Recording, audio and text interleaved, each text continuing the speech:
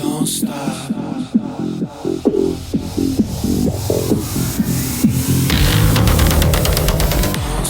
As I think of ideas for my podcast, some of the things that I would love to do more of is like kind of doing some coming out stories. What I would really, really love is if I had somebody that wanted to come out and they did it on my show. And I could just like, I don't know, we could call one of their family members or something. I'd want it to go good. I would hate for them to say, "Oh yeah, we hate you, never call me again." But I would love to have somebody that would come out on my show, even if we didn't call their family member. We just talked about it, and I helped them come up with a plan. Or somebody I know that wanted to come out to me. So if I have any friends that are listening to the show and you're secretly gay or bi or transgender, please text me and tell me so you can come on my show, and I would be happy to host you on my show so we could talk about it. Or if there's somebody that you're just a listener and you have thought about, like, are you gay or not? You just want to talk about it on my show. I would love to have you on. Or maybe you're bi, maybe you've thought about, you're questioning if you're transgender. I think it's a fascinating world, because I just remember whenever I came out, which was in the 90s, was it accepted? Yes and no. It's not like it was accepted today, even though we're going backwards in this world. But I was told this story in my podcast before, how my mother asked me if I was gay because my father wanted to know. And then he didn't talk to me for 6 months. And I was living back with my parents during college because me and my roommate had a falling out and I couldn't afford to live by myself. So I ended up moving back with my parents, and my dad got me a job at his company, and I had platinum blonde hair and 4 earrings in each ear. And then when I took the earrings out and shaved my head to go back to my natural color, that's when my mother or my father wanted my mother to ask me if I was gay. But they didn't ask me if I was gay when I was wearing blue vinyl pants or leather pants with big platform shoes and tiny crop tops showing my belly button ring. It was just like the opposite. It was like Bizarro World and Superman, where it was the opposite of whenever they should have asked me. But I love it when people come out. And my guest that's coming up today, he grew up as a young kid in Catholic school, trying to figure out the challenges of coming out. And so that's one of the things that we talk about. But he also has a love of horror movies, and I just love this idea that he had. I had such a good conversation with him, and I really liked the guy.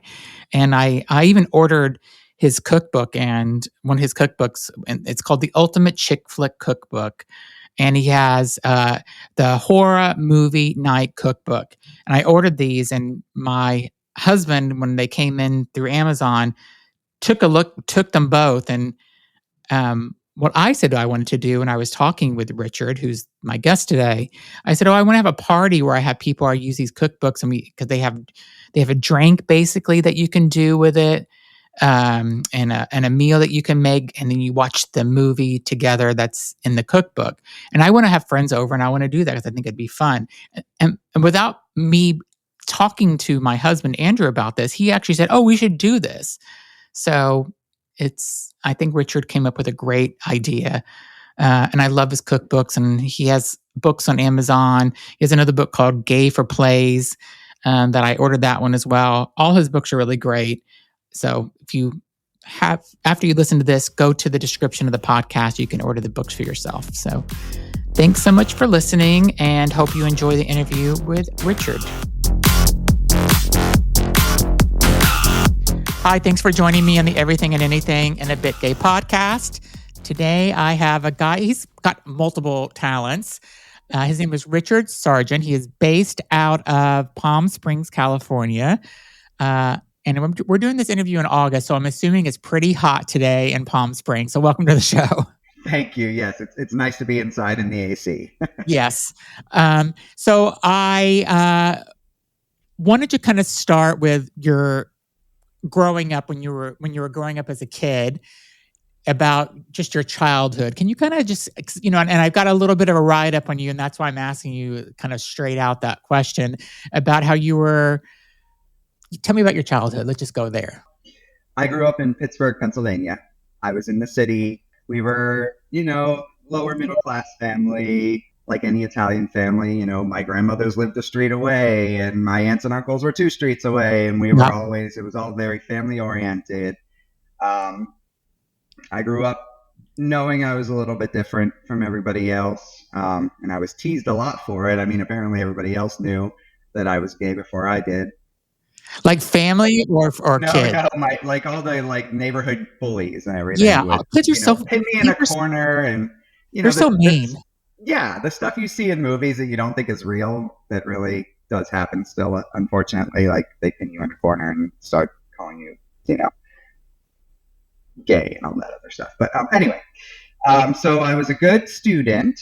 I did really well in school, and I enjoyed school, and I had a lot of close friends. And overall, it was great. I grew up in the Catholic school environment through elementary, middle, and high school, Okay. all in Pittsburgh. Then I moved to Erie, Pennsylvania, where I went to college, also a Catholic school. So I grew up with that mentality, the Catholic mentality, being gay is wrong, and so I didn't know how to feel about myself growing up, very conflicted. And so what I would turn to is movies, and to see other people like me, because I didn't see any around me. Yeah. So, I would like go to the video store and rent movies as a kid, and gay movies that my parents wouldn't usually rent, and sneak them and watch them and then hide them under my bed until I could return them without my parents seeing them. So it was sort of that kind of house. But everybody was really loving in my family, and they accept me and all that. So growing up was kind of nice, actually. If I'm being Whenever you told your parents that you were gay, finally, were they accepting of it, or did it take them a while to adjust? It was a weird weekend. But Only a weekend isn't bad. Well, I mean, yeah. First of all, I came out as bi to them. I'm gay now, but back then, I was still questioning. Same, yeah. Yeah, and so I came out as bi, which I didn't even remember. They told me I came out as bi. But so, I told them, and there were all the typical questions that you hear, that get through tears, right? Like, what did I do wrong? And you should have told me sooner. We could have fixed this. And I'm like, oh, God, that's not how any of this works. So I stormed out of the house and went on a walk to clear my head. And then when I came back, we had a more level conversation about it. And, they just said, give me time and they'll be okay with it. And they were, for the most part. I mean, at least what they show me. Yeah. They're okay with it. They came to my wedding, and they love my husband, and they're very kind to him, and everything seems okay. Yeah. How long have you and your husband been together, and how did you meet? I love asking this question. This year, we've been together since 2009. This year was our 10th wedding anniversary. We met on Match. Oh. Back when it was like a little baby thing. Yeah. And, we usually don't tell people that, but, things have changed so much that, it's not all murderers on Match anymore. Like, you can really find I met my husband on an AOL chat room. Oh, okay. And it was for a one-night stand for him to come over. And he came to my apartment, and he could have been a killer, and I would have, I just moved from Miami to New York, and I met him at a chat room, and he lived 4 blocks away, and then he's never left. So. Boy, that's a really long one-night stand. Really one night, yeah. But it's funny, whenever I opened the door for whenever he came over, I knew, and it was weird that I knew. So I agree. Yeah, when we first met in person, I was like, I don't need to pretend with this guy. Like, we're on the same level. Like, everything that he told me online seems to be true. And so we talked a couple times online for about 3 days. I was doing a free 3-day trial of Match. Too cheap to even pay for it back then. Too poor to pay for it. Let me Yeah. clarify that. But yeah, so I was like, I just wanted to let you know I'm doing a free 3-day trial. So if you want to like ever talk again, we probably should meet in person. And so we Yeah. did. And from there, we just hit it off. We have all the same interests, and it just Cool. really worked out. So I got pretty lucky. So one of the reasons why I wanted to ask you about your childhood is just because rom-coms kind of helped you, right, when you were growing up. And is that kind of, or what do they mean when Well, you're growing up as a gay kid? growing up as a gay kid, I didn't relate to them at all, You did actually. not. Not at all. I didn't. It wasn't until I started to study film that I started to look at films differently. So I would go back and watch all of these rom-coms that are just typically, two straight white people who are probably going to end up together in the Yeah. end, like we have to wait it out for an hour and a half. But there's more to a lot of them, the good ones that, you may miss as just a regular person going in just to be entertained. If you're Yeah. studying these films, you may find something in all of these films that I put in my cookbook that even gay people can relate to. Yeah. So as I grew up, as I got older, I would say, I started to really recognize that there's value to these films that a lot of people don't see. But growing up, I couldn't relate to rom-coms at all. Give me all the dark stuff. Give me the horror, all of the freaks and that sort of stuff. Give me all that. Give me any sad movie, and I'm here for it. But the typical generic rom-coms that I guess were out when I was a kid, Pretty Woman, When Harry Met Sally, all those, I had no connection to them whatsoever when I watched. So your first book was a horror cookbook, right? It was, yeah. And so tell me about that. And so since you were into horror, I guess films growing up, is that why you started with that? And is that what inspired you? Yeah, I mean, horror is my jam. I grew up watching horror movies with my mother as a kid, and we would watch all the old black and whites after school or on the weekends. And she got me into the old ones. And then when Scream came out, it like changed my life forever. I just fell in love with that film, and from there I knew this was my genre. This is where I was going to go. So I studied horror in college, and I made a few really crappy horror movies, and I was in several others. And so when I moved to the West Coast a while ago. Okay. But eventually it took me to Tahoe. And in Tahoe, I created my own theater company with some friends. And the friends that I created that theater company with, we were all doing a stage version of The Woman in Black. Okay. And it's a great show. But all of my friends were like, man, why are we even doing this show? We hate horror. Horror is so stupid. And I'm like, hold on. I studied horror my entire life. Let me show you some really good ones, or ones that I think you'll enjoy, you'll find meaning in, and then you can make up your mind. So I started doing these horror movie nights where I would do 3 movies. Each movie would be paired with either an appetizer, a main course, or a dessert, and each one had a drink as well, just to sort of make it more interactive and make them have more fun. And they loved the movies, and they loved the nights. And about after 5 of these nights, they were like, what are you going to do with this? I'm like, what are you talking about? We're just, we're having fun. We're watching movies. And they were like, no. Other people are going to want to do this too. So I thought, okay, well, maybe I could do like catered events, special events, things like that around town or whatever. But then I thought that was way too localized. So why don't I try putting it into a book? Yeah. And as soon as I tried putting into a book, like everything just fell into place, and it worked out really well. And so that is how the Horror Movie Night Cookbook came about. It started with me doing this myself. So that's pretty amazing. How did you kind of like pick the ones that made the cut in the book and the ones that didn't? Yeah. So I knew I had to gear the first book towards them. So movies that I loved, movies that were classics that they probably have already seen and didn't look at them through the right lens. and then, silly ones, just fun ones that I could fit into a theme that might have something deeper going on. And so that's kind of how I picked them, knowing my audience. Yeah. But luckily, they've been well received. The movies in this book have been pretty well received. I have Halloween, Psycho, Scream, Event Horizon, The Ruins, like really random stuff and really popular stuff. So it kind of spans the genre a little bit. And I gotta say, like they really liked it. And so the recipes that made the cut are just the ones that I got the thumbs up on from myself, first of all, and my friends, the ones that they really started raving about. And we'll be right back. Okay, and now back to the show. Did you grow up cooking or anything? Or this was just, Italian family likes to cook usually. So is that kind of where you got your cooking inspiration from? That's where it all started, of course. But when I was in New York living the starving artist life, I was working in kitchens, and I took some cooking classes thinking, okay, maybe I will try my hand at this instead. Maybe I'll be a chef.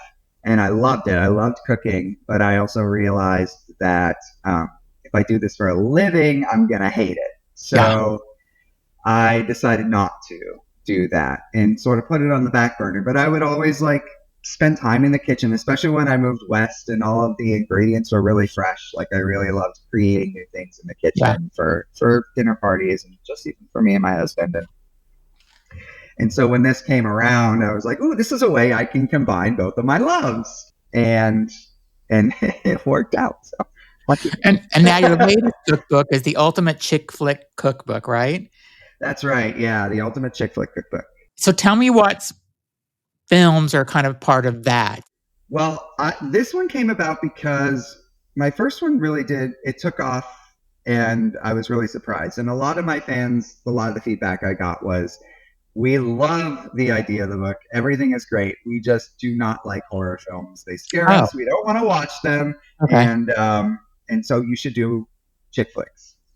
So I was like, you know what? That would be a challenge for me. I don't love these films as much as I love horror. Let me go back and see if I can find something special about each one of these films that everybody seems to love. So I did. And that's sort of how I picked the movies that ended up in the book. And not every movie that I watched ended up in the book, but things like Bridget Jones, Beaches, Pretty Woman, When Harry Met Sally, Dirty Dancing, then some more unknown ones like Three to Tango and The Sweetest Thing, and even things like Barbie, 13 Going on 30.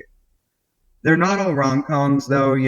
Thelma and Louise is in there, and Under the Tuscan Sun, and Waiting to Exhale, things that are How Stella Got a Groove Back, things that are a little more drama, a little more female empowerment. I wanted to, there are rom-coms are special, but there are more to the chick flick genre than just rom-com. So I wanted to kind of incorporate everything. Yeah, and so do your fans did this satisfy them more than the horror one? Yeah, I mean, yes, the ones that I've been able to talk to, they love the book. They've tested out things. They've sent me pictures, and they posted them online, and it's really great to see that they're enjoying the book as much as, I had a great time coming up with it, a better time than I thought I would, it's such a departure from horror, but yeah, no, it's been great to see the feedback. So are you more do you like rom-coms now more than you did since? I do. But you're still a horror fan. I do, but nothing will take the place of horror, I don't think, in my life. But I do love, I love film. And that's really it. I love every genre. It's just chick flicks were hard for me to connect with. I wasn't the audience, and that's fine. You don't have to be the audience for everything that's put out there. But I wanted to find, for my own sake, a reason to like these movies. And so this gave me an excuse to do that. So yeah, I do like them. I think you should do it. I think you should do an 80s movie cookbook. That's a great one. So I do have a whole series planned. Oh, you do? I do have some that are coming out down the road already. Can you give us a sneak peek or no? I can. Okay. One is the Queer Movie Cookbook. Awesome. Coming up next. I have Horror Movie Volume 2. Okay. Which people have been waiting for. And I have one that I'm in talks with right now. I don't want to jinx it, but it's the Cult Classics. Wow, that's amazing. Yeah. So I have like, I've already like, my brain doesn't stop. And my notes section of my phone is like just Yeah. every theme I could possibly do. So I have like 30 books planned. So Yeah. it's been great, and it's really been a fun career curve for me. So do you ever see yourself coming back behind the camera or even in front of the camera again to do? I mean, I can tell that you really love films and you went to I mean, do you miss that part, or is now you're doing this writing as a cookbook and stuff, and is that kind of where you want to go, or both? Both. Yeah.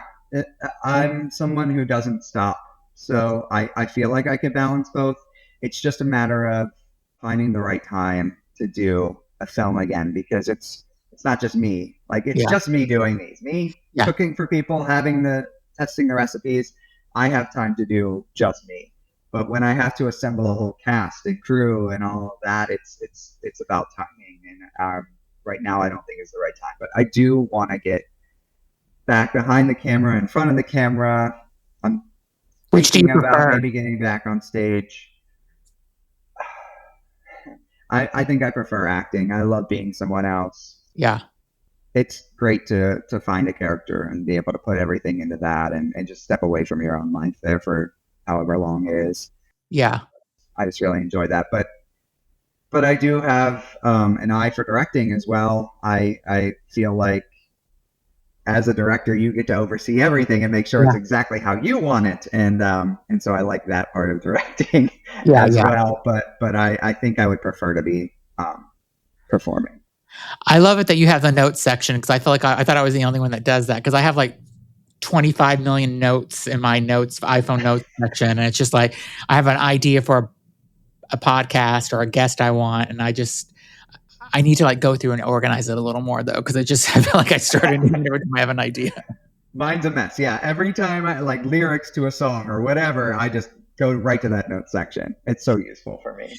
Can you talk about kind of just some of the recipes that you have in your latest cookbook?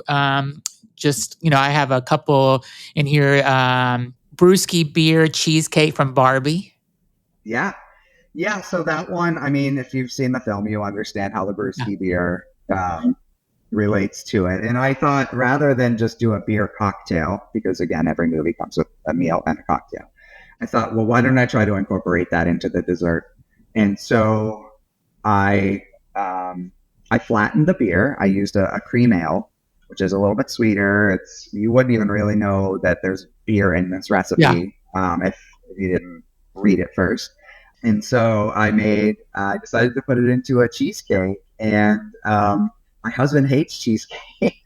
oh, And so when he ate this, he was like, "Holy crap, what is this?" And I'm like, "Well, surprise, it's it's cheesecake. cheesecake," and he loved it. So yeah, so that's sort of how I incorporated the that into Barbie, and then the drink for Barbie. Trying to pull it up. I wrote this one a while ago, so it's good to go back and sort of oh, here it is, Brewski Beer Cheesecake. Oh, I don't know how to drink tea, right? So she's meeting with the creator of Barbie, and Yeah, she pours her tea, and she's like, I don't know how to drink this, and so I did a an Earl Grey tea beverage to pair with it as well. I try to pick important things from the film, not just random things yeah.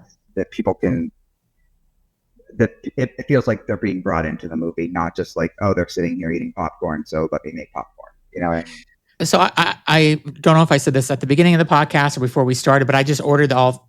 You have 3 books we're going to talk about. That another one just came out, but I just ordered all 3 of your books, and I kind of see these like I see getting this rom-com Chick Flick Cookbook, and I see like inviting friends over and doing this as a party. Is that kind of what you see people doing with it? That's exactly what I want people to do with it. All of my recipes are made, well, as much as possible, are made for 6 people. Okay. So my goal is for people to come over, maybe cook together. Yeah. Maybe one person work on this part of the recipe, one person work on the other, somebody do the drink, that sort of thing. So it brings people together, and then you get to sit down and enjoy what you've created while watching this beautiful piece of art that inspired what you're eating, and Yeah. you can feel like you're part of it. You know, I wanted it to feel like a whole interactive evening. And so that's sort of how I came up with what I did. I love the idea. I mean, Thank you. it's so unique, and I don't know. I'm gonna send you pictures of when I have people over to show you how we did. Please do. I love that. I love hearing about like that other people are enjoying it, and Yeah. how the food came out on, using your stove. Like maybe it's different than mine. Maybe the timing's a little different. And that's why I put a note section at the end of each of the books as well. So you can say, okay, well, this maybe needs to cook a little longer with my stove. So you can, go back and put Barbie recipe, cook cheesecake 5 minutes longer than it says, that sort of thing. Or I took this out and let me incorporate this. So, as you know, the notes are very important in my life. So I wanted to give people the opportunity to keep notes in their cookbook as well. But yeah, so my I've had people come over and help me, and it's just a really fun time. And I've had people tell me like they used. I was doing an interview once, and the gentleman told me that he went to a wedding where people were using the Horror Movie Night Cookbook as their like pre-wedding. That's amazing. Menu. Isn't that great? Like things like that. Like I never thought it would have that sort of response, and it's so cool. That is so. I love that. That is so amazing that somebody even shared that with you too. I know. I'm just so glad people like it. I thought I was the only weirdo that was going to enjoy doing any of this. No, it's a fantastic, unique idea. That's why I wanted to have you on, because I just love the fact that you kind of came up with this based on your love of film, and just it's such a. People love food, people love movies, and you're kind of putting it together to be interactive. And I think that's amazing.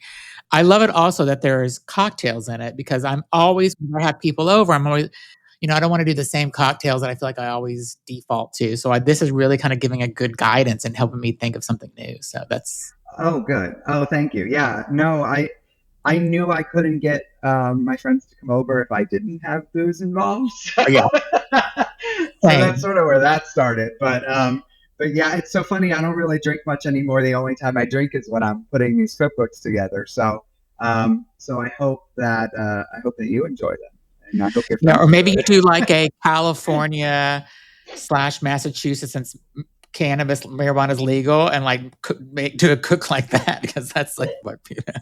There's maybe one in the Horror Movie Night Cookbook too that has weed in it. Yeah, cool. As I was researching you, I see that you just had another book that came out in July called Gay for Plays. Can you tell me a little bit about that?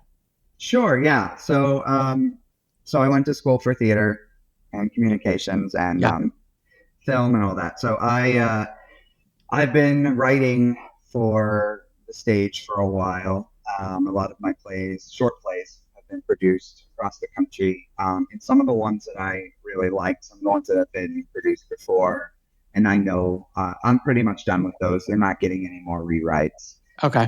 I decided to put into an anthology of queer shorts called Gay for Plays.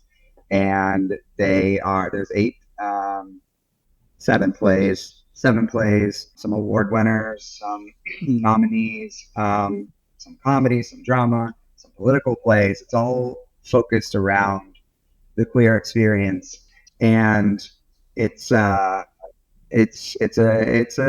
journey. Let me say that. So yeah, these are all plays that I wrote throughout the years. A lot of them sort of do depend on the time. Like there's some political stuff in there, and some coming out stories, things like that. But it's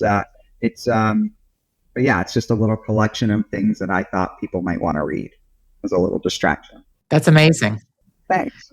So for anybody that is interested in any of these books,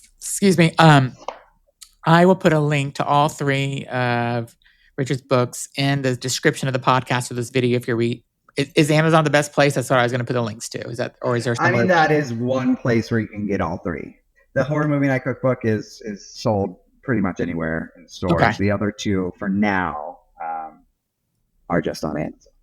Okay, cool. Well, I'll put a link there, and then the horror, or if you're out somewhere, maybe they'll see it and they'll pick it up there. But I will put it in the description of this podcast or video so they can click on it, just go buy it. So awesome. Thank you. I love the fact that, again, that you have just taken your love for film and food and put it together, and just you're inspiring people. I mean, the wedding story pre-wedding dinner is just amazing. And I hope that more people do stuff like that. So thank you. I hope they continue to enjoy it as well. And I hope you like it. Yeah, I'll let you know. I mean, I'm going to have some friends over once I get it. I think it's getting here Monday. All three are getting here Monday. So I'll let you know.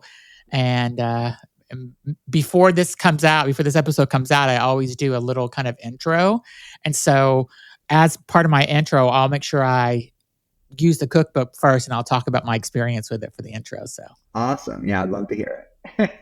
Great. Well, thank you so much for being on, Richard. It was just so amazing meeting you and having you on. And again, keep the creativity coming, and think about the 80s movies and stuff. I will.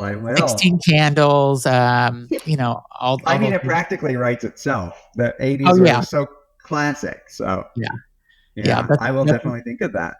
Cool. Awesome. Well, it was so great meeting you, and thank you for being on. Everybody, please be sure to subscribe to the podcast. Also, leave a comment and let us know what you think about Richard's books once you buy them. Thanks so much, everybody, for listening. Thanks for being on, Richard. Thank you.